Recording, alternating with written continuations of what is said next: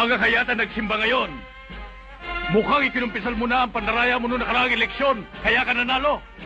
Hindi naman, Sorilla. Ipinagdasal ko lang ang kaluluwa mo na malaulang sinusunog sa impyerno dahil sa ginawa mong pangungurakot sa taong bayan. Kaya ka natalo sa nakaraang eleksyon. Pinakinggan ka ba naman ng demonyo? Yan lang naman ang kakapi mo riyan eh. Hindi nga eh. Masyado raw mabigat ang kasalanan mo para patawarin na lamang. Kailangan daw pagdusahan mo ang lahat. Akalain mo, pareho pala tayo ng idinasal. Pero ayaw ni Judas na maging mayor ka dito. Dahil lalo magduro sa mga tao dito. Siya nga ba? Alam mo, ang magnanakaw ay galit sa kapwa magnanakaw. Sa dinami-dami ba naman ang